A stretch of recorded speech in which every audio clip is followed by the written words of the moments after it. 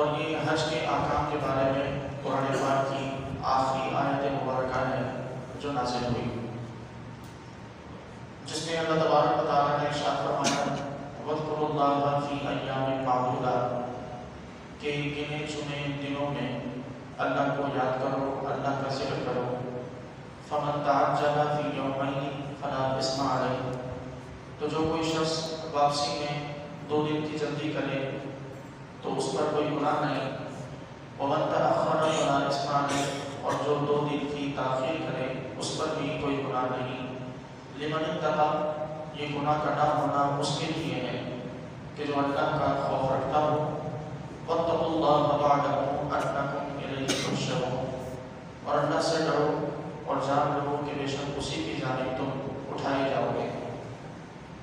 اس آیت مبارکہ میں 2 دن کی تاخیر اور 2 دن کی جلدی کرنے کا جو حکم ہے وہ رمی جمار کے حوالے سے ہے، یعنی جو حج کے تمام اراکین میں مینا میں جو رکن ادا کیا جاتا ہے شیطان کو ککریاں مارنا جسے ہم کہتے ہیں، یہ چونکہ 3 دن کام ہوتا ہے تو اس میں اگر کوئی شخص 2 دن کے بعد بھی واپس آنا چاہے تو بھی کوئی حرج نہیں، اور اگر کوئی شخص رک کر تیسرے دن بھی ککریاں مار کر واپس آنا چاہے تو بھی اس میں کوئی شرعی طور پر کوئی حرج نہیں ہے، لیکن بہتر یہ ہے کہ 3 دن رک کر مکمل 3 دن کے اس رکن کو ادا کیا جائے۔ تو اللہ تبارک و تعالیٰ نے یہاں یہی حکم واضح فرمایا۔ اس کے بعد اللہ تبارک و تعالیٰ نے اگلی آیت میں ارشاد فرمایا وَمِنَ النَّاسِ مَن يُعْجِبُكَ قَوْلُهُ فِي الْحَيَاةِ الدُّنْيَا وَيُشْهِدُ اللَّهَ عَلَىٰ مَا فِي قَلْبِهِ وَهُوَ أَلَدُّ الْخِصَامِ کہ لوگوں میں سے کوئی ایسا بھی ہے، یعنی ایک شخص ایسا بھی ہے کہ جس کی دنیاوی زندگی میں باتیں آپ کو بڑی پسند آتی ہیں۔ وَيُشْهِدُ اللَّهَ عَلَىٰ مَا فِي قَلْبِهِ اور وہ اللہ کو گواہ بھی بناتا ہے ان باتوں پر کہ جو اس کے دل میں ہیں۔ وَهُوَ أَلَدُّ الْخِصَامِ جبکہ اس کا اندر کا حال یہ ہے کہ وہ سخت قسم کا جھگڑالو انسان ہے۔ یہ اللہ تبارک و تعالیٰ نے یہ آیت مبارکہ نازل فرمائی ایک ایسے شخص کے بارے میں کہ جو نبی کریم علیہ السلام کی بارگاہ میں حاضر ہوا اور حاضر ہو کر اس نے عرض کی کہ یا رسول اللہ صلی اللہ علیہ وسلم میں آپ پر ایمان لاتا ہوں، آپ کی نبوت کا اقرار کرتا ہوں اور اللہ اس بات کا گواہ ہے کہ میں اپنی اس بات میں سچا ہوں، دل سے میں مومن ہوں۔ نبی کریم علیہ السلام کو اس کا یہ انداز اور اس کی یہ بات، یعنی اللہ کو اپنے دل پر گواہ بنانا اور اس انداز کی بات کرنا آپ کو بڑا پسند آیا۔ آپ علیہ السلام نے شفقت فرمائی، وہ کچھ دیر حضور کے پاس بیٹھا رہا، پھر جب حضور علیہ السلام کے دربار سے وہ اٹھ کر جانے لگا تو اس نے پھر یہ کام کیا کہ جاتے جاتے مسلمانوں کے کھیتوں کے پاس سے گزرا تو کھیتوں کو آگ لگا دی، وہاں مسلمانوں کے کچھ گدھے اور دیگر جانور موجود تھے تو ان کو اس نے مار ڈالا۔ تو اللہ تبارک و تعالیٰ نے یہ آیت مبارکہ پہ نازل فرمائی کہ لوگوں میں سے ایک شخص ایسا بھی ہے کہ جس کی دنیاوی زندگی میں باتیں آپ کو بڑی پسند ہیں۔ وَيُشْهِدُ اللَّهَ عَلَىٰ مَا فِي قَلْبِهِ اور وہ اپنے دل پر اللہ کو گواہ بناتا ہے۔ وَهُوَ أَلَدُّ الْخِصَامِ جبکہ وہ سخت ترین جھگڑالو ہے۔ حضرت عبداللہ بن عباس رضی اللہ تعالیٰ عنہ سے مروی ہے کہ یہ آیت مبارکہ اخنس بن شریح کے متعلق نازل ہوئی۔ یہی وہ شخص تھا کہ جو حضور کی بارگاہ میں حاضر ہوا اور بعد میں جاتے جاتے مسلمانوں کے مال کو نقصان دے گئے۔ اب یہاں ہمارے لیے ایک لفظ اللہ تبارک و تعالیٰ نے یہاں ذکر فرمایا جس کا سمجھنا ہمارے لیے ضروری ہے، وہ ہے ألد الخصام، سخت ترین جھگڑالو۔ اس کو سمجھنے سے پہلے یہ سمجھ لیں کہ اللہ تبارک و تعالیٰ کو یہ ألد الخصام نامی یہ شخص جس میں بھی یہ صفت پائی جائے یہ ناپسند ہے۔ یہی وجہ ہے کہ اللہ تبارک و تعالیٰ نے اس کے مزاج کا پردہ نہیں رکھا اور اللہ تبارک و تعالیٰ نے اس کو مسلمانوں کے تمام قیامت تک آنے والے ہر شخص کے دل میں اور ہر شخص کی زبان پر اللہ نے اس کی ذلت اور رسوائی کو جاری کر دیا کہ قیامت تک آنے والا شخص ہر مسلمان جب بھی اس آیت مبارکہ کو پڑھے گا تو اس کے ذہن میں وہی اخنس بن شریح نامی شخص دوڑے گا کہ اس نے مسلمانوں کو دھوکہ دیا تھا۔ تو یہ سب ترین جھگڑا کا لفظ عدد الخصام کا لفظ اللہ تبارک و تعالیٰ نے یہاں استعمال فرمایا. عدد الخصام کے بارے میں بہت سی روایات ہیں. بعض نے اس سے کچھ معنی مراد دیا. حضرت عائشہ رضی اللہ تعالیٰ عنہ نے روایت کی کہ نبی کریم علیہ السلام نے ارشاد فرمایا کہ اللہ تبارک و تعالیٰ کی یہاں سب سے زیادہ غضب کا مستحق شخص وہ ہے کہ جو بہت زیادہ لوگوں سے جھگڑا کرتا ہو. سب سے زیادہ غضب کا مستحق اللہ کی بارگاہ میں وہ شخص ہے کہ جس کا چلتے پھرتے اٹھتے بیٹھتے لوگوں سے جھگڑا ہوتا ہو. اور اس کا جو حقیقی معنی عربی ڈکشنری کے حوالے سے اگر دیکھیں تو اس میں وہ شخص اس سے وہ معنی مراد ہے کہ کسی شخص کا مستقل طور پر بحث کرتے رہنا، اپنی بات پہ ہمیشہ ہٹ دھرمی کی حد تک قائم رہنا، غلط ہونے کے باوجود اپنے موقف کو نہ چھوڑنا، اور ظالم کو یعنی ظلم کرنے والا ہو اس انداز میں کہ لوگوں میں فساد پیدا کرے، لوگوں میں فتنہ پیدا کرنا اس کی عادت ہو، لوگوں کو برگلانا بہکانا جس کی عادت ہو، اور ساتھ ہی بےہودہ قسم کی باتیں اور بےہودہ قسم کے مذاق. یہ تمام معنی اس ایک لفظ کے ہیں عدد الخصام کے. اور اللہ کے نزدیک سب سے زیادہ غضب کا مستحق جیسا کہ آپ نے سماعت کیا حضرت عائشہ کی روایت میں یہی شخص ہے. امام ترمذی، امام بیہقی حضرت عبداللہ ابن عباس رضی اللہ تعالیٰ عنہما سے روایت کرتے ہیں کہ نبی کریم علیہ السلام نے ارشاد فرمایا کہ تمہارے گنہگار ہونے کے لیے یہ کافی ہے کہ تم ہمیشہ جھگڑتے رہو. یعنی تم ہمیشہ جھگڑتے رہو، یہ اس بات کے لیے کافی ہے کہ اور کسی ثبوت کی ضرورت نہیں کہ تم گنہگار ہونے کے لیے اتنا کافی ہے. امام بیہقی نے ابن عمرو بن العلاء سے روایت کیا، فرماتے ہیں کہ جب دو شخص جھگڑا کرتے ہیں تو جو زیادہ برا ہوتا ہے وہ غالب آ جاتا ہے.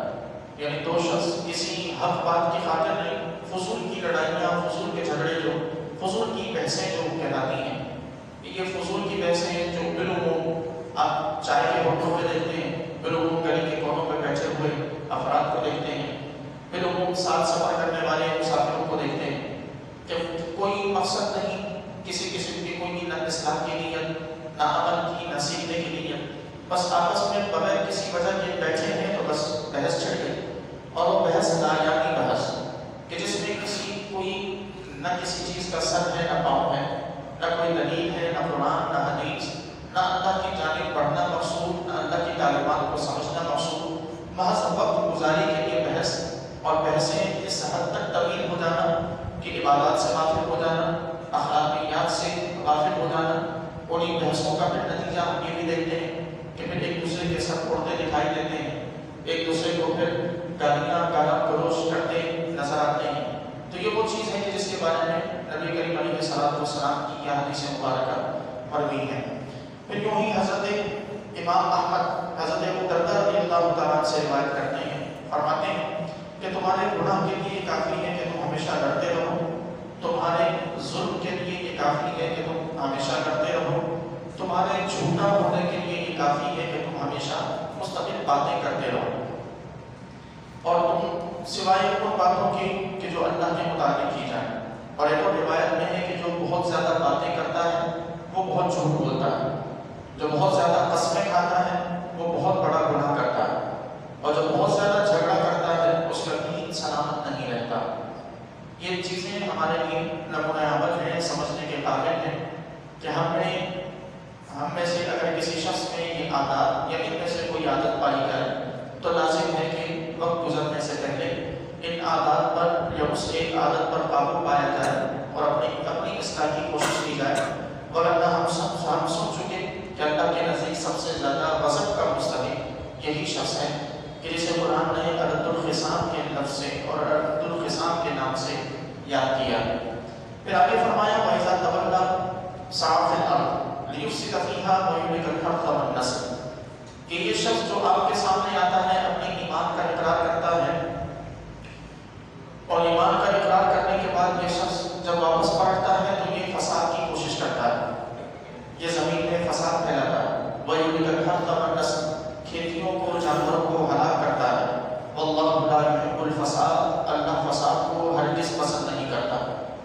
آج بھی لوگوں ہمارے یہاں یہ چیز بہت زیادہ پائی جاتی ہے کہ کسی شخص کے سامنے حاصل ہونا، کسی شخص کے سامنے جانا، اس کے سامنے اس کا ہونے کا اقرار کرنا اور اس کی تمام تر اس سے اپنی محبتوں کا اظہار کرنا اور پھر جاتے جاتے اسی ہی شخص کو نقصان پہنچانا۔ اسلام کی اس آیت کی عین شان نزول سے ہٹ کے اگر بات کریں تو یہ عادت بالعموم تقریباً ہر شخص میں موجود رہتی ہے کہ کوئی بھی شخص اپنے مقصد کے لیے، اپنا فائدہ حاصل کرنے کے لیے چاپلوسی کرتا ہے، چاپلوسی کر کے سامنے والے کو راضی کرنے کی کوشش کرتا ہے اور پھر جاتے جاتے اسی کو نقصان پہنچانے کی کوشش کرتا ہوا جاتا ہے۔ یہ تمام چیزیں فساد کے زمرے میں آتی ہیں اور یہ تمام چیزیں اللہ رب کائنات کو سخت ترین ناپسند ہیں۔ پھر ارشاد ہوا وَإِذَا قِيلَ لَهُ اتَّقِ اللَّهَ أَخَذَتْهُ الْعِزَّةُ بِالْإِثْمِ فَحَسْبُهُ جَهَنَّمُ۔ جب اس سے کہا جاتا ہے کہ تم اللہ سے ڈرو تو پھر اس کا غرور اسے روک لیتا ہے، اس کی ضد، اس کی انا اسے حق بات کو اللہ سے ڈرنے سے روک لیتی ہے۔ پھر وہ کیا کرتا ہے؟ گناہ میں اس کا غرور اسے گناہ میں ڈال دیتا ہے۔ فَحَسْبُهُ جَهَنَّمُ، پھر ظاہر ہے کہ ایسے شخص کا ٹھکانہ محض جہنم ہے۔ یہ بھی وہ چیز ہے کہ جو عموماً ہمارے معاشرے میں بہت سو میں پائی جانے والی ایک نمایاں عادت ہے۔ کسی کو کہا جائے نماز پڑھو تو کہے گا نہیں پڑھتا کیا کرو گے، کسی کو کہا جائے کہ یہ کام نہیں کرو میں تو کروں گا۔ یہ پھر انا اور ضد اور اپنا غرور، یہ وہ چیزیں ہیں کہ جو انسان کو پھر کسی بھی صورت میں حق بات کو قبول نہیں کرنے دیتی۔ پھر انسان کو یہ اپنی ضد اور اپنا غرور ہی انسان کو لے جا کر گناہوں کے دلدل میں دھساتا جاتا ہے۔ یہاں تک کہ پھر رب کا یہ فرمان صادق آتا ہے کہ فَحَسْبُهُ جَهَنَّمُ، ایسے لوگوں کا ٹھکانہ پھر جہنم ہے، ان کا اس کے علاوہ اور کوئی ٹھکانہ نہیں۔ تو اس چیز سے بھی ہمارے لیے بچنا لازم ہے۔ یہ دراصل یہ آیت بھی گزشتہ آیت کے ساتھ ہی منسلک ہے اور اسی سے متعلق ہے کہ اسے سمجھایا گیا اور اسے سمجھانے کی کوشش کی گئی، معافی مانگنے کی کا اس سے مطالبہ کیا گیا۔ تو اس شخص کا آگے سے یہی کہنا تھا کہ میں اتنا بڑا ہو کے میں کیسے کسی بات سے معافی مانگوں، میں نے تو نہیں کیا۔ تو یہ تمام چیزیں وہی تھیں کہ جس کے متعلق اللہ تبارک و تعالیٰ نے یہ آیت نازل فرمائی۔ اور آج اگر ہم اپنے معاشرے میں دیکھیں تو آج ہمارے معاشرے میں بھی یہ چیز بہت زیادہ پائی جاتی ہے۔ اپنی انا کی وجہ سے کسی کو مثلا مسئلہ بتا دیا جائے تو وہ آگے سے کہتا ہے کہ ہمیں معلوم نہیں تھا، یا پھر دوسرا اس کا استدلال اور بچنے کا جو جواز نکلتا ہے وہ یہ کہ میں نہیں مانتا، آج تک ہم یہ سنتے آئے، اب اس پر کیسے عمل کرنا ہے۔ یہ وہ انا ہے، یہ وہ غرور ہے کہ جو حق بات کو تسلیم کرنے سے انسان کو روکتا ہے اور انسان مزید گناہوں میں ڈوبتا چلا جاتا ہے۔ پھر فرمایا وَبِئْسَ الْمِہَادُ، اور کیا ہی برا ٹھکانہ ہے اس کا جہنم کہ جس میں اسے ڈالا جائے گا۔ اگلی آیت میں اللہ تبارک و تعالیٰ نے لوگوں کی چند اقسام کو بیان فرمایا۔ یہ گزشتہ آیت سے ہی منسلک اور متعلق آیت ہے۔ ایک ترتیب کے ساتھ اللہ تبارک و تعالیٰ نے چند لوگوں کی اقسام بتائی، لوگوں کے مزاج اللہ تبارک و تعالیٰ نے بتائے۔ ان میں سے ایک کا ذکر اور سب سے بہترین قسم کا ذکر اللہ تبارک و تعالیٰ نے واضح انداز میں فرمایا۔ چار قسموں میں تقسیم کیا رب کائنات نے بندوں کے مزاج کو۔ ان میں سے ایک قسم وہ تھی کہ جو اپنی دنیا کے لیے اپنی آخرت کو تباہ کرتا ہے۔ دوسری قسم وہ تھی کہ جو نہ دنیا چاہتا ہے نہ آخرت چاہتا ہے۔ تیسری قسم وہ تھی کہ جہاں بندہ دنیا بھی چاہتا ہے اور آخرت بھی چاہتا ہے۔ اور چوتھی قسم وہ تھی کہ جہاں بندہ آخرت کے لیے اپنی دنیا کو تباہ کر دیتا ہے، اپنی آخرت سنوارنے کے لیے دنیا کی فکر نہیں کرتا۔ چار قسم کے مزاج اللہ تبارک و تعالیٰ نے یہاں بیان فرمائے۔ اور وہ جو چوتھی قسم تھی کہ جہاں بندہ اپنی آخرت سنوارنے کے لیے اپنی دنیا کی فکر نہیں کرتا، اسے اللہ نے اتنا بڑا مقام عطا کیا کہ اس کا ذکر یہاں قرآن میں خود فرمایا اور واضح الفاظ میں فرمایا۔ ارشاد فرمایا وَمِنَ النَّاسِ مَن يَشْرِي نَفْسَهُ ابْتِغَاءَ مَرْضَاتِ اللَّهِ۔ لوگوں میں سے ایک خوبی ہے، پہلے ارشاد فرمایا تھا کہ لوگوں میں سے ایک خوبی ہے کہ جو آپ کے سامنے آ کے بات کرتا ہے تو جھوٹا ہوتا ہے۔ اب فرمایا کہ لوگوں میں سے ایک خوبی ہے کہ جو اپنے نفس کو اپنے آپ کو بیچ ڈالتا ہے، اس لیے ابتغاء مرضات اللہ، اپنے رب کو راضی کرنے کے لیے۔ واللہ رؤوف بالعباد، ایسے ہی لوگ ہیں کہ جن پر اللہ بڑا مہربان ہوتا ہے۔ اس آیت کے ضمن میں بہت سے صحابہ کرام ہیں کہ جو اس آیت کے ضمن میں داخل ہوتے ہیں، لیکن بالعموم جو سب سے زیادہ غصہ مستند اور صحیح ترین روایت ہے کہ اس آیت کا شان نزول ایک صحابی حضرت سیدنا سہیل رومی رضی اللہ تعالیٰ عنہ، مشہور صحابی ہیں، روم سے تعلق تھا، مکہ میں رہا کرتے تھے، نبی کریم علیہ السلام پر کلمہ پڑھا، مسلمان ہوئے۔ ہجرت کے بعد آپ مکہ سے مدینہ کی طرف ہجرت فرما رہے تھے۔ اب چونکہ مکہ کے رہنے والے نہیں تھے، مکہ میں آپ کا کاروبار تھا اور اللہ نے بڑے مال سے نوازا تھا، تو جب آپ مکہ سے مدینہ کی طرف ہجرت کرنے لگے تو بعض روایات میں یہ ہے کہ کافروں نے آپ کو وہیں روک لیا اور جانے سے منع کیا اور کہنے لگے کہ تم تو ہمارے تھے ہی نہیں، ہم نے تمہیں پھر بھی یہ مال و دولت دیا، ہم نے پھر بھی تم سے لین دین کیا، اور اس کے باوجود بھی ہمارے احسانوں کے بدلے میں بھی تم ہمارا دین چھوڑ کے اور ہمارا وطن چھوڑ کے مدینہ جا رہے ہو۔ تو انہوں نے یہ کام کیا کہ اپنا سارا مال و متاع ان کافروں کو دیا اور کہا کہ یہ سارا سامان اور مال تم رکھو اور مجھے صرف مدینے کی طرف ہجرت کرنے دو۔ تو اپنا سب کچھ زندگی بھر کی جمع پونجی کافروں کے حوالے کر کے خود مدینہ میں حضور کی قربت کو انہوں نے ترجیح دی، تو یہ آیت مبارکہ نازل ہوئی۔ دوسری روایت یہ ہے کہ یہ راستے میں تھے، اپنا سامان مکہ میں ہی چھپا کے نکلے کہ واپسی میں جب کبھی موقع ملا تو واپس آ کے مکہ سے اپنا مال میں اٹھا لوں گا۔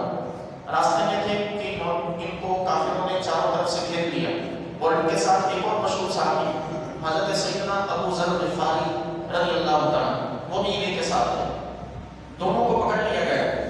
حضرت ابو ذر غفاری کو ان کے اپنے گھر والوں نے پکڑا تو وہ ان سے بچا کے اور وہاں سے بھاگ کے وہ مدینہ جا پہنچے، جبکہ انہیں جب چاروں طرف سے گھیرا گیا تو انہوں نے اپنا تیر اور کمان نکالا اور کافروں سے مخاطب ہو کے فرمانے لگے کہ تم جانتے ہو کہ پورے مکہ میں مجھ سے بڑا کوئی تیر انداز نہیں، جب تک میرے پاس تیر ختم نہیں ہوتے میں تم میں سے کسی کو اپنے قریب نہیں آنے دوں گا، نہ جانے کتنے لوگ تم میں سے مریں گے، پھر تلوار بھی ہے، تیر ختم ہوں گے تو تلوار سے مقابلہ کروں گا، جب تک ہمت رہی تب تک کسی بھی صورت میں تمہارے ہاتھ نہیں آؤں گا، اگر چاہو تو میں اپنی جان کے بدلے میں تمہیں اپنے پورے مال کا پتہ بتا دیتا ہوں کہ میں اپنا مال کہاں چھپا کے آیا، تم جا کے وہ مال اٹھا لو اور مجھے مدینے کی طرف جانے دو۔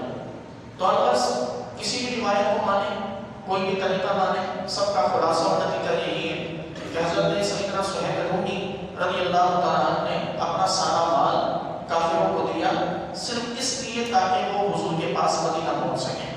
اللہ تبارک و تعالیٰ کو یہ عمل اتنا پسند آیا کہ رب کائنات نے ان کے اس عمل کے لیے اللہ تبارک و تعالیٰ نے یہ آیت مبارکہ نازل فرمائی، اور پھر جب یہ ہجرت فرما کر مدینہ پہنچے تو آگے نبی کریم علیہ السلام کی ذات مبارکہ تھی کہ جن کو نہ بھی بتایا جائے تو جن کے احوال جان لیتے ہیں۔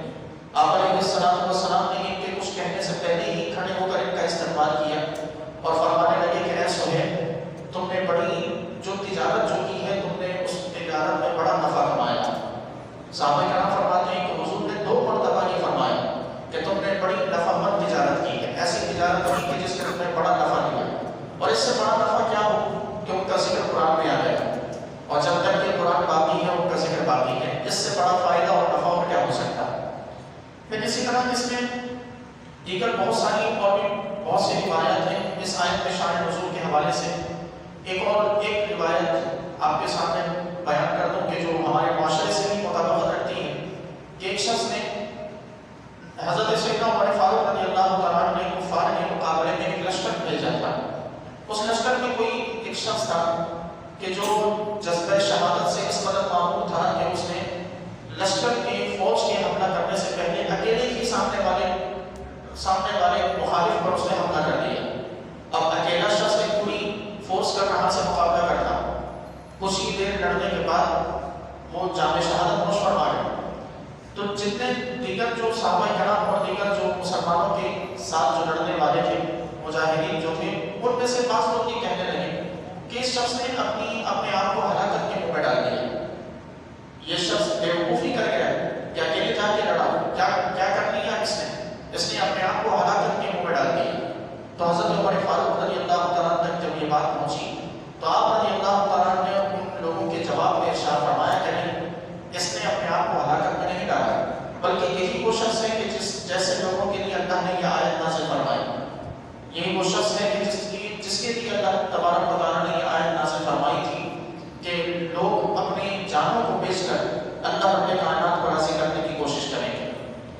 روایت سے یہ پتہ چلتا ہے کہ یہ حکم حضرت صہیب رومی کے ساتھ ہی خاص نہیں، قیامت تک آنے والا کوئی بھی شخص جو اپنی جان کو خطرے میں ڈال کے دین کی سربلندی کی بات کرے، جو اپنا آپ خطرے میں ڈال کے اللہ کو راضی کرنے کی کوشش کرے، ہر وہ شخص اس آیت میں شامل ہے۔ یہ قیامت تک آنے والے ہر شخص کے لیے یہ ہے کہ جو کوئی شخص بھی کسی حکمران کے سامنے کھڑا ہو کے بات کرے، کسی ظالم کے سامنے اس کے ظلم کی مخالفت میں کھڑا ہو کے بات کرے، کسی مظلوم کے حق میں کھڑا ہو کے بات کرے اور مظلوم کا ساتھ دینے کے لیے کھڑا ہو، اپنی جان کی پرواہ نہ کر کے اللہ کو راضی کرنے کی کوشش کرے، یہ آیت مبارکہ ہر اس شخص کو شامل ہے۔ اور ہر اس شخص کا تذکرہ اس ضمن میں اس آیت مبارکہ میں قیامت تک اس انداز میں شامل رہے گا۔ اگلی آیت میں اللہ تبارک و تعالیٰ نے آیت نمبر 208 میں جو حکم ہے وہ آج کے مسلمانوں کے لیے بہت بڑا لمحہ فکریہ، رب کی جانب سے بہت بڑا پیغام ہے۔ ارشاد فرماتا ہے اللہ رب کائنات، یا ایھا الذین آمنوا ادخلوا فی السلم کافہ، اے ایمان والو اسلام میں پورے کے پورے داخل ہو جاؤ۔ یہ بہت بڑا پیغام ہے اللہ رب کائنات کی جانب سے اپنے تمام بندوں کے لیے کہ جو اس کا کلمہ تو پڑھتے ہیں لیکن بعض احکام کو مانتے ہیں اور بعض کی نفی کرتے ہیں۔ اس آیت کا شان نزول پہلے سماعت کر لیجیے کہ یہ آیت دراصل یہودیوں کے سب سے بڑے عالم جو بعد میں مسلمان ہوئے حضرت سیدنا عبداللہ ابن سلام رضی اللہ تعالیٰ بعد میں نبی کریم علیہ السلام کی بارگاہ میں آ کے مسلمان ہوئے، تو یہ ان کے مسلمان ہونے کے بعد یہ آیت ان پر نازل کی گئی۔ وہ اور ان کے ساتھ چند اور یہودی تھے کہ جنہوں نے کلمہ پڑھا مسلمان ہوئے، لیکن ان میں ایک طبیعت، چونکہ پہلے یہودی رہ چکے تھے، یہودی مذہب پر رہ چکے تھے، تو ایک طبیعت جو تھی وہ ابھی بھی یہودی مذہب کی طرف مائل تھی۔ مثلا کچھ احکام اس یہودی دین کے بھی، یہودیت کے بھی کچھ احکام انہوں نے اب تک مانے ہوئے تھے۔ مثلا ہفتے کے دن کی تعظیم کرنا، ہفتے کے دن کوئی کام نہ کرنا، یا پھر اونٹنی کے گوشت اور دودھ وغیرہ کو مکروہ سمجھنا، یہ یہودیت میں یہ تمام چیزیں ممنوعات تھیں۔ تو یہ ابھی تک ان چند احکام کے پابند تھے کہ جو یہودیوں کے لیے تھے، جبکہ اسلام کے ان چیزوں کی کوئی کسی بھی طور پر کوئی تصور نہیں، نہ ہفتے کے دن کی تعظیم کا کوئی تصور ہے، نہ ہی اونٹنی کا گوشت اور اونٹنی کے دودھ میں کسی قسم کی کوئی ممانعت ہے، بلکہ ہمارے یہاں جمعے کی تعظیم ہے اور اونٹنی کا گوشت اور اونٹنی کا دودھ دونوں ہمارے لیے مباح اور جائز ہے، کسی قسم کا کوئی حرج نہیں۔ تو یہ چونکہ کچھ احکام وہ تھے کہ جو یہودیت والے تھے، تو صحابہ کرام نبی کریم علیہ السلام کو اس بات کی خبر ہوئی تو حضور نے انہیں اپنے پاس بلایا اور اس سے وجہ پوچھی، تو انہوں نے عرض کی یا رسول اللہ صلی اللہ علیہ وسلم، ہم دونوں چیزوں کو مینیج کر سکتے ہیں، مطلب ہم دونوں شریعتوں پہ عمل کر سکتے ہیں تو ہمیں عمل کرنے دیا جائے۔ یہ آج کے وہ لوگ کہ ہم مغرب کی تہذیب اور اسلام کی تہذیب کو ہم مینیج کر سکتے ہیں، ہم دونوں شریعتوں کو، دونوں قوانین کو ہم آپس میں اپنے آپ پر ایک ساتھ لاگو کر کے ہم زندگی گزار سکتے ہیں۔ یہ ان کے لیے پیغام کہ حضرت عبداللہ ابن سلام نے بھی یہی عرض کیا یا رسول اللہ، دونوں شریعتوں کو ہم ملا کے ہم عمل کر سکتے ہیں کہ کچھ احکام جو ہمیں وہاں کے پسند تھے ان پر ابھی بھی چلے۔ تو اللہ تبارک و تعالیٰ نے یہ آیت نازل فرمائی ادخلوا فی السلم کافہ، کہ ہم اسلام میں پورے کے پورے داخل ہو جاؤ۔ اگر خود کو مسلمان کہتے ہو تو پھر اور کسی تہذیب اور کسی تمدن اور کسی دین یا اور کسی شریعت کی قدر پرواہ کرنے کی یا اس کے احکام کی رعایت کرنے کی تمہیں ضرورت نہیں۔ یہ آج کے ہمارے لوگوں کے لیے پیغام ہے، عبادات کو ہم اسلام کا نام دے کر باقی احکام سے مقرری کریں، تو رب کا یہ فرمان یاد ہونا چاہیے کہ ادخلوا فی السلم کافہ، اسلام میں پورے داخل ہو جاؤ۔ سچ بولنا بھی اسلام ہے، امانتوں کی پاسداری کرنا بھی اسلام ہے، غیبت سے بچنا بھی اسلام ہے، مظلوموں کی مدد کرنا بھی اسلام ہے، ظالم کے سامنے کلمہ حق بلند کرنا بھی اسلام ہے، جہاد بھی اسلام ہے، اخلاقیات بھی اسلام ہے، حلال و حرام میں کاروبار کے معاملات میں فرق رکھنا یہ بھی اسلام ہے۔ یہ تمام چیزیں اسلام میں ہیں۔ تو یہ اللہ کا فرمان ہمیں یاد رکھنا چاہیے کہ ادخلوا فی السلم کافہ، اسلام میں پورے داخل ہو جاؤ، محض عبادات کی کھڑکی سے اسلام میں داخل نہ ہو، بلکہ سارے دروازے جتنے ہیں اسلام کے، ہر دروازے کی رعایت کرنا، اور ہر یوں سمجھنے کہ ایک ہال میں ہم بیٹھے ہیں اور اس ہال میں ہر جو آپ یہ سمجھنے کہ لائٹنگ کا انتظام ہو اور ہر لائٹ کی اپنی اپنی اہمیت ہو، تو ظاہر ہے کہ کوئی ایک لائٹ بھی اگر بجھا دی جائے تو روشنی کم پڑ جائے، تو مکمل لائٹنگ کے حصول کے لیے، مکمل ماحول کو روشن کرنے کے لیے ساری بتیوں کو جلانا ضروری ہوتا ہے۔ تو اسی طرح ہمارے لیے بھی مکمل مسلمان ہونے کے لیے اسلام کے سارے احکام کو ماننا ضروری ہے۔ جب تک کسی ایک حکم کو بھی ہم نہ مانیں گے، کسی ایک حکم پر بھی ہم عمل نہ کریں گے، تو یہ آیت ہمیں یاد دلاتی رہے گی کہ اللہ نے فرمایا تھا کہ ادخلوا فی السلم کافہ، اسلام میں پورے کے پورے داخل ہو جاؤ، ولا تتبعوا خطوات الشیطان، شیطان کی پیروی نہ کرو۔ یہ واضح حکم ہے کہ یہ کہنا کہ وہ یہودیت وہ بھی تو اسلام کا، وہ بھی تو اللہ کا دین تھا۔ حضرت موسیٰ پہ کتاب نازل ہوئی، حضرت سیدنا عیسیٰ علیہ السلام پر انجیل نازل ہوئی، یہ بھی تو اللہ کے نازل کردہ دین ہے۔ اب اللہ کے نازل کردہ دینوں میں فرق کیسا؟ کچھ احکام اس کے لیے کیے جائیں، کچھ احکام اس کے لیے کیے جائیں۔ تو ہمارے لیے یہ ضروری ہے کہ یہ تمام خیالات جو دل و دماغ میں پیدا کرتا ہے وہ شیطان ہے۔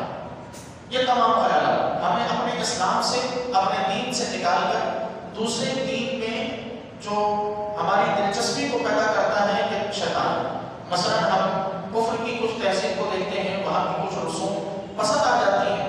ایک انسان کی فطرت ہے کہ جو چیز دیکھتا ہے اسے کسی نہ کسی چیز میں، کسی بھی نئی چیز میں اسے دلچسپی اس کی بڑھتی ہے۔ تو ہم کفر کے نظام میں کوئی نئی چیز دیکھیں یا مغرب کے کلچر میں کوئی نئی چیز دیکھیں تو پسند آنے کے باوجود بھی ہم اس برابر میں نہ پڑیں کہ ہم دونوں چیزیں مینیج کر سکتے ہیں۔ اگر دونوں چیزیں مینیج کرنا ممکن ہوتا اور اس کی اجازت ہوتی تو حضور اپنے صحابی کو اجازت دیتے، حضرت عبداللہ ابن سلام کو، کہ ہاں ٹھیک ہے آپ ہمارے ساتھ ہیں، تو اگر کہیں آگے پیچھے ہو بھی گئے تو حضور بیٹھے تھے نا رہنمائی کے لیے، آپ اجازت دے دیتے کہ کریں، لیکن حضور نے ان کو بھی روک دیا۔ پھر صرف یہی بات نہیں، حضرت عمر بن خطاب رضی اللہ عنہ، حضرت سیدنا فاروق اعظم رضی اللہ عنہ، آپ توریت کی تلاوت کر رہے تھے، نبی کریم علیہ السلام نے دیکھ لیا، پوچھا کیا پڑھ رہے ہو؟ حضرت عمر فاروق نے عرض کی یا رسول اللہ توریت کے کچھ صفحات ہیں وہ پڑھ رہا ہوں۔ روایت میں آتا ہے کہ نبی کریم علیہ السلام کا چہرہ مبارک غضب کی وجہ سے اس قدر سرخ ہوا کہ بالکل انار کی مانند آپ کا چہرہ مبارک دکھنے لگا۔ حضرت فاروق اعظم رضی اللہ عنہ فرماتے ہیں کہ میں پریشان ہو گیا یہ کیفیت دیکھ کر۔ حضور نے اس غضب کی حالت میں آپ علیہ السلام کو ارشاد فرمایا کہ اے عمر، کیا مجھ پہ نازل ہونے والی کتاب تمہارے لیے کافی نہیں؟ جو کتاب مجھ پر نازل ہوئی کیا قرآن تمہارے لیے کافی نہیں؟ کیا میں اللہ کا نبی تمہارے لیے کافی نہیں؟ تو یہ چیزیں آج ہمیں سمجھنے کی ضرورت ہے۔ اسلام ہمیں کافی ہے، ہمیں ضرورت ہی نہیں کہ ہم مغرب کی کلچر کی کسی چیز کو اپنانے کی بات کریں یا ہم یہ دیکھیں کہ وہ کتنے اچھے ہیں۔ ہمیں ان کی اچھائی قطعاً دیکھنے کی ضرورت ہے۔ آج لوگ کہتے ہیں نا کہ وہاں بڑا امن ہے، وہاں بڑا سکون ہے، وہاں اخلاقیات کا عالم یہ ہے، وہاں مینرز کا عالم یہ ہے۔ تو یہ سوچنے کی بات یہ نہیں کہ وہاں کیا ہے، ہمیں یہ سوچنے کی ضرورت ہے کہ ہم نے اسلام پر کتنا عمل کیا۔ ہم اگر خود اسلام کی تعلیمات کو اپنا لیں تو ہمیں وہاں کبھی بھی وہاں نہ کریں، بلکہ ان لوگوں کو ضرورت پڑے کہ وہ آگے ہماری تعلیمات کو دیکھیں اور ہماری تعلیمات سے ہماری تعلیمات کو اپنانے کی کوشش کریں۔ اللہ نے ایک کامل اور اکمل دین ہمیں عطا فرمایا، ایک کامل اور مکمل دین، ایسا دین جس جیسا مکمل اور کوئی دین نہیں۔ حضرت عیسیٰ علیہ السلام پر نازل ہونے والی شریعت بھی حق اور سچ رہی، حضرت موسیٰ علیہ السلام پر نازل ہونے والی شریعت بھی حق تھی، لیکن ان کے مقابلے میں اگر اسلام کو رکھا جائے تو اسلام جیسا دین کوئی ہے، نہ دین عیسوی ہے، نہ دین موسوی ہے، نہ اور گزشتہ شریعتوں میں سے کوئی شریعت اسلام کے مقابلے میں کھڑی ہو سکتی ہے۔ تو آج جب اللہ نے ایک کامل اور مکمل چیز ہمیں عطا کر دی ہے تو پھر کیا ضرورت ہے کہ ہم ناقص چیزوں کی طرف جائیں؟ یہ تو وہی بات ہو گئی کہ گھر میں آپ دودھ کے 2 پیالے رکھیں گے، خالص دودھ ہو دوسرا ملاوٹ والا ہو، آپ خالص کو اٹھا کے پھینک دیں اور ملاوٹ والا استعمال کرنے لگیں، تو دنیا تو بے وقوفی کہے گی۔ 2 قسم کی دوائیں سامنے موجود ہوں، ایک اوریجنل ہو دوسری ڈپلیکیٹ بنی ہوئی ہو، آپ ڈپلیکیٹ استعمال کریں، اوریجنل کو اٹھا کے پھینک دیں، یہ بے وقوفی ہی کہلائے گی۔ تو یہ ہمارے سامنے اوریجنل دین، ایک مکمل دین اسلام موجود ہے۔ ہمیں قطعی طور پر ضرورت نہیں اغیار کی مثالیں دینے کی، بلکہ ہم خود مثال بنیں کہ لوگ ہماری مثال دیں۔ ہم خود اپنے اخلاق کو، اپنے کردار کو ایسا سنواریں کہ حضور نبی کریم علیہ السلام کی سیرت کے ایسے مظہر بنے کہ لوگ ہمیں دیکھ کے پکاریں کہ یہ نبی کا غلام ہے، اسلام کی اصل تعلیمات یہ ہیں۔ پھر آگے اللہ تبارک و تعالیٰ نے ارشاد فرمایا کہ انہ لکم عدو مبین، بے شک شیطان تمہارا کھلا دشمن ہے۔ فإن زللتم من بعد ما جاءتكم البینات، اگر نشانیاں آنے کے بعد بھی تمہارے قدم پھسل گئے، یہ اللہ تعالیٰ فرما رہا ہے اگر تمہیں واضح نشانیاں یعنی اتنی جو کچھ پیچھے مثالیں اور سب کچھ ہم نے بیان کیا، یہ سب آنے کے بعد بھی فإن فَاعْلَمُوا أَنَّ اللَّهَ عَزِيزٌ حَكِيمٌ. پھر بھولنا نہیں، یاد رکھنا کہ اللہ رب کائنات غالب ہے اور حکمت والا، وہ تم پر زیادہ غالب ہے. ایسا نہیں کہ تم اگر تمہارے قدم پھسل گئے تو ایسا نہیں کہ پھر تم جو چاہو گے وہ کرتے رہو گے، رب کی جانب سے کوئی پکڑ نہیں یا رب کی جانب سے کوئی غلبہ نہیں. پھر غلبے والا بھی وہی ہے، پکڑ والا بھی وہی ہے، اور کس کی کیسے پکڑ کرنی ہے وہ حکمت وہ بھی جانتا ہے کہ کس کو کیسے روکنا ہے، کس کے قدم کو کس طرح ڈگمگانے سے بچانا ہے، یہ اللہ تبارک و تعالیٰ بہتر جانتا ہے. هل ينظرون الا ان ياتيهم الله في ظلل من الغمام. حضور کے زمانے ظاہری کو ایک طرف رکھیں اور اس زمانے ظاہری کو ہٹا کر اپنے آپ کو سامنے رکھیں اور اس آیت کو محسوس کریں کہ یہ آج کے معاشرے کے لیے نازل ہوئی. محسوس کریں کہ یہ آیت آج اس وقت نازل ہو رہی ہے اور ہم اس کو دیکھ کر اور پڑھ رہے ہیں کہ هل ينظرون الا ان ياتيهم الله في ظلل من الغمام. کیا لوگ اس بات کے انتظار میں ہیں کہ بادلوں سے اللہ کا عذاب برسے؟ کیا لوگ اس انتظار میں ہیں کہ بادلوں کے ذریعے اللہ کا عذاب نازل ہو، والملائکہ عذاب کے فرشتے اتریں، قضی الامر قصہ ختم کر دیا جائے، وَإِلَى اللَّهِ تُرْجَعُ الْأُمُورُ. سمجھتے کیوں نہیں کہ تمہارا سب کا سب اعمال کا جو نتیجہ ہے وہ اللہ رب کائنات کے پاس سے لوٹا ہے. اس آیت کو سامنے رکھیں اور محسوس کریں اپنے دل سے کہ آیت آج ہمارے معاشرے کے لیے نازل ہوئی. آج کی جس سسٹم میں جس دور میں ہم جی رہے ہیں، اس دور اور اس زمانے کے لیے یہ آیت نازل کی گئی. تو یقین رکھیں کہ یہ آیت دل کو دہلا دینے کے لیے اور ایک غافل کو اس کی غفلتوں سے نجات دلانے کے لیے کافی ہے. کہ اللہ تبارک و تعالیٰ نے واضح ایک وارننگ دے دی کہ اب بھی اتنی نشانیوں کے بعد بھی تمہارا قدم پھسل جائے تو کیا تم اللہ کے عذاب کے انتظار میں ہو؟ کہ ہم تو مکمل دین بیان کر چکے، مکمل احکام تمہارے سامنے رکھ چکے، تمہیں حلال و حرام سمجھا چکے، تمہیں نیک اور بد کی تمیز سکھا چکے، تمہیں اپنے دربار میں حاضر ہونے کے سلیقے سے لے کر مانگنے کے طریقے تک سب کچھ سکھا دیا ہم نے. تو نا کیا پھر تمہیں اللہ کے عذاب کا انتظار ہے؟ کیا تم اب اتنی نشانیوں کے باوجود بھی پھسل کر رب کے عذاب کا انتظار کرتے ہو کہ کب رب بادلوں کے ذریعے اللہ عذاب برسائے یا فرشتوں کے ذریعے اللہ عذاب نازل فرمائے؟ آج ہم جس معاشرے میں ہیں، یقیناً آج کا معاشرہ شاید خدا کے عذاب کو بھی بھول چکا. ہمارے یہاں سے تصور نہیں مل چکا کہ اللہ کا عذاب بھی کوئی چیز ہوتی. آج ضرورت ہے کہ ہمارے معاشرے میں جگہ جگہ لوگوں کو گزشتہ امتوں کی تباہی کے قصے سنائے جائیں. آج وقت کی ضرورت ہے کہ لوگوں کو جگہ جگہ بتایا جائے کہ کس طرح قارون کو مالدار ہونے کے باوجود دنیا میں سب سے زیادہ اس وقت کی دنیا میں سب سے زیادہ مالدار ہونے کے باوجود اس کا مال اس کی دولت اسے کوئی نفع نہ دے سکی، بلکہ صرف زکوٰۃ نہ دینے کی وجہ سے زمین میں دھسا دیا گیا اور ایسا دھسایا گیا کہ حضور فرماتے ہیں کہ قیامت تک وہ زمین میں دھستا ہی چلا جائے گا. آج ہمارے لوگوں کے درمیان یہ واقعات اور یہ باتیں بتانے کی ضرورت ہے کہ کس طرح قوم شعیب، حضرت سیدنا شعیب علیہ السلام کی قوم کو صرف نام توڑ میں کمی کرنے کی وجہ سے اللہ تبارک و تعالیٰ نے پوری قوم کو تباہ و برباد کر دیا. عبادت بھی کرتی تھی، اللہ پر ایمان بھی رکھتی تھی، حضرت شعیب کو نبی بھی مانتی تھی، دیگر تمام اخلاقیات بھی موجود تھی، سب کچھ تھا، صرف ایک خامی تھی کہ نام توڑ میں کمی کیا کرتے تھے. اللہ رب کائنات نے پوری قوم کو تباہ و برباد فرما دیا. آج ہماری قوم کو، ہمارے لوگوں کو یہ بتانے کی ضرورت ہے کہ گزشتہ امتوں میں قوم صالح علیہ السلام، اس قوم نے اللہ کی نشانیوں کا مذاق اڑایا تھا، اونٹنی کا مذاق بنایا، اونٹنی کو قتل کر دیا اور مذاق اڑایا حضرت صالح علیہ السلام کا قوم سمود نے. اللہ رب کائنات نے پوری قوم کو 7 دن کے بدتریج عذاب میں، اسٹیپ بائی اسٹیپ ایک عذاب میں اللہ نے 7 دن میں پوری قوم کو تباہ فرما دیا. آج ہماری قوم کو بتانے اور سکھانے کی ضرورت ہے کس طرح سیدنا لوط علیہ السلام کی قوم عمل بڑھ میں فحاشی بنیادی میں مبتلا تھی اور ایسی فحاشی بنیادی میں مبتلا تھی کہ جس کی جو اس وقت کم ہوگی آج ہمارے معاشرے میں زیادہ ہے. اس وقت اس معاشرے میں کم تھی، آج ہمارے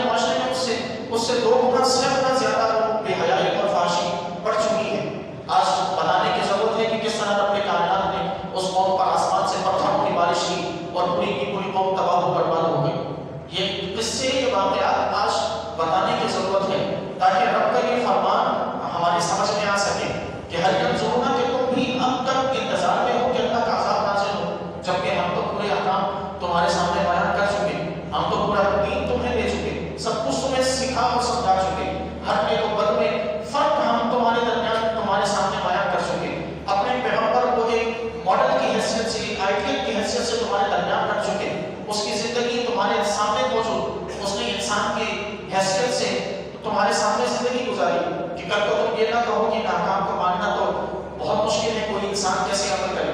تو ہمارے محبوب نے عمل کر کے دکھایا کہ انسان ہی کے تو حکم ہے اور انسان ہی عمل کر سکتا ہے۔ پھر ہمارے محبوب کے غلاموں نے، صحابہ نے عمل کر کے دکھایا کہ احکام انسان کے لیے تھے، تبھی صحابہ نے بھی عمل کر کے دکھایا۔ پھر اللہ کے ہر ولی نے اپنے زمانے میں ہر دور میں کوئی کسی نہ کسی ولی نے وہ احکام نبوت کو، احکام قرآنی پر عمل کر کے دکھایا، تاکہ پتہ چلے کہ یہ احکام انسان کے لیے ہیں اور انسان عمل کر سکتا ہے۔ تبھی ان لوگوں نے بھی عمل کیا۔ تو کوئی یہ نہ کہہ سکے کہ یہ احکام تو فرشتہ ہی کوئی ہوگا جو آج دین پہ چلتا ہوگا۔ یہ آج ہماری زبانوں پہ پائے جانے والا سب سے بڑا جملہ کہ کوئی فرشتہ ہی ہوگا جو آج جھوٹ سے بچتا ہوگا، کوئی فرشتہ ہی ہوگا جو آج حرام نہ کھاتا ہوگا۔ آج کے زمانے میں تو وہ فرشتہ ہی ہوگا کہ جس نے کبھی نظر اٹھا کے نہ محرم کو نہ دیکھا ہوگا۔ یہ فرشتوں کی بات نہیں ہے، یہ انسان کی بات ہے۔ یہ انسان کے کرنے کا عمل ہے اور حضور نے کر کے دکھایا۔ یہ انسان کے کرنے کا عمل ہے، اللہ کے ہر ولی نے کر کے دکھایا۔ یہ انسان کے کرنے کا عمل ہے، صحابہ کرام نے کر کے دکھایا۔ تو انہوں نے یہ بتایا کہ یہ انسان ہی کریں گے، فرشتے نازل نہیں ہونے والے ان احکام پہ عمل کرنے کے لیے۔ فرشتوں کے لیے تو یہ احکام ہو ہی نہیں سکتے، وہ تو ان تمام چیزوں سے اللہ نے انہیں مبرہ و منزہ رکھا ہے۔ تو اس لیے ہمیں اس آیت مبارکہ کی روشنی میں اپنی اصلاح کرنے کی سخت ترین ضرورت ہے۔ آج نکلیں اپنی ان تمام چیزوں سے، شدت پسندیوں سے، انتہا پسندیوں سے، اپنی ایک دوسرے کی مخالفتوں سے، غیبتوں سے۔ میں ہمیشہ آپ کے سامنے عرض کرتا ہوں کہ خدا کے لیے زمانے میں بہت بڑے بڑے کام پڑے ہیں، دنیا میں بہت بڑے کام ہیں جو ہم نے کرنے ہیں، ہم مسلمانوں نے کرنے ہیں۔ بہت بڑی چیزیں ہیں ہم نے جو اس دنیا میں انقلاب پیدا کرنے ہیں، انہیں مسلمانوں سے آنے ہیں انقلاب، ہماری نسلوں سے آنے ہیں۔ ہمارے نوجوان جو آج 10-10 11-11 سال کے ہمارے جو بچے ہیں، 20-22 سال کے جو آج نوجوان ہیں، کل کو انہوں نے ہی آگے لیڈرشپ سنبھالنی ہے، کل کو انہوں نے ہی اپنے زمانے کا تجربہ کار بندہ بننا ہے۔ تو ان لوگوں پر فوکس کریں، اپنے نوجوانوں پر، اپنے بچوں پر فوکس کریں اور ان کو سمجھائیں کہ یہ چیزیں وہ نہیں ہیں کہ جن میں ہم نے زندگی گزار دینی ہے، یہ چیزیں وہ نہیں ہیں کہ جن کے لیے زندگی برباد کر دی جائے۔ فلاں منافق ہے، فلاں مخلص ہے، فلاں یہ ہے، فلاں وہ ہے، فلاں کے چکر سے نکلیے اور یہ دیکھیے کہ رب نے پیدا کس لیے کیا۔ اللہ رب کائنات نے دنیا کے ایک انسان کو اس لیے پیدا کیا کہ وہ آسمانوں کو چیر پھاڑ کر آسمانوں کی اصل اور حقیقت تک جا پہنچے، اور یہاں کا انسان ہے کہ دوسرے کے گھروں کو چیر پھاڑ کے دوسرے کے حقوق کو پامال کرنے کی کوشش کرتا ہے۔ اللہ نے ہمیں اس لیے پیدا کیا تھا کہ ہم اس قابل بنے کہ کل بروز قیامت فرشتے ہمیں دیکھ کے رب کے سامنے یہ اعتراض نہ کر سکیں اور ان کی فرشتوں کے لیے مجال نہ پیدا ہو کہ وہ اللہ کو اللہ کی بارگاہ میں عرض کرنے کے پروردگار یہ وہ انسان تھا جسے تم نے اپنا خلیفہ بنایا۔ ہمیں اللہ نے اس لیے بنایا تاکہ ہم دنیا کی حقیقتوں کو، دنیا کی اسرار و معرفت کو پہچانیں، اور کلمہ کو اس لیے بنایا تاکہ دنیا پہ ہم حکومت کریں۔ یہ یاد رکھیں کہ محض خام خیال یا خواب نہیں ہے کہ مسلمان دنیا میں حکمرانی کے لیے پیدا کیا گیا ہے۔ یہ حقیقت ہے کہ مسلمان دنیا پہ حکومت کے لیے ہی پیدا کیا گیا ہے۔ مسلمان غلامی کے لیے کبھی بنا ہی نہیں، مسلمان تو صرف حکومت سنبھالنے کے لیے پیدا ہوا، مسلمان تو پوری دنیا کو اپنے کنٹرول میں کرنے کے لیے پیدا ہوا۔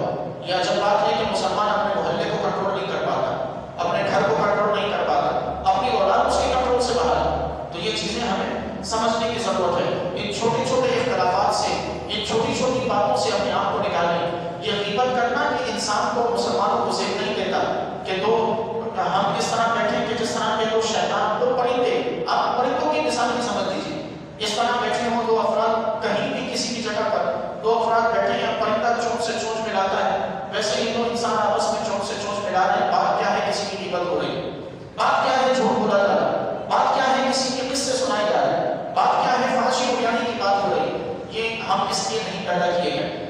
حضرت سیدنا غوث اعظم کی سیرت کو دیکھیں اور سمجھیں کہ حضور غوث اعظم رضی اللہ تعالیٰ کا، آپ خود فرماتے ہیں کہ ایک مرتبہ میرا دل للچایا کہ میں کھیلوں، بچوں کو کھیلتے ہوئے دیکھتا تھا، چھوٹی عمر تھی، ایک مرتبہ میرا دل للچایا کہ میں کھیلوں، اور میرے آگے آگے ایک گائے جا رہی تھی اور میں اس گائے کو ہنکاتا ہوا جا رہا تھا۔ جیسے بالکل بچوں کے آگے کوئی جانور چلے تو بچے اسے ہنکانا شروع کر دیتے ہیں۔ حضور غوث اعظم فرماتے ہیں کہ دل میں خیال آیا کہ کھیلوں، تو گائے آگے آگے جا رہی تھی، میں اسے ہنکانے لگا پیچھے سے، اچانک پہلی آواز آئی، اے عبدالقادر تم اس لیے نہیں بنائے گئے، تم اس لیے پیدا نہیں کیے گئے۔ تو یہ ہمیں بھی سمجھنے کی ضرورت ہے، ہم اس لیے نہیں پیدا کیے گئے کہ ہم آپس کے معاملات میں الجھ کر زبانی، لسانی، رنگ و نسل، قومیت، ذات پات کے اختلافات میں الجھ کر ہم اپنے مقصد اعلیٰ کو بھول جائیں کہ اللہ رب کائنات نے دنیا میں حکمرانی کے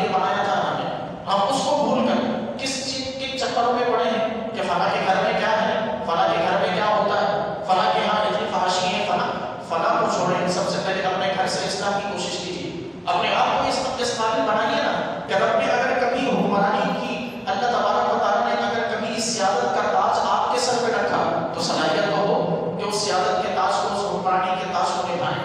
ہم نے خود اپنے آپ کو لیڈرشپ کے لیے کتنا تیار کیا، یہی وجہ ہے کہ آج ہمارے ہاں غلام زیادہ پیدا ہوتے ہیں، آقا پیدا نہیں ہوتے۔ ہمارے ہاں غلامی کی ذہنیت، ہاں میں ہاں ملانے والی ذہنیت ضرور پیدا ہوتی ہے، ہمارے ہاں کبھی بھی ہاں کو نہ میں بدلوانے کی صلاحیت کبھی پیدا نہیں ہو سکتی۔ یہی وجہ ہے کہ آج کا کوئی بھی شخص کسی شخص کے سامنے بھی یہ جرأت نہیں رکھتا کہ اس کی غلط بات کو غلط کہہ سکے۔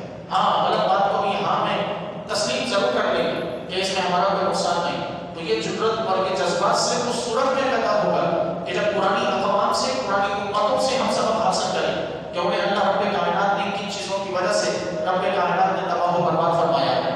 خالق کائنات سے دعا ہے کہ پروردگار ہم سب کو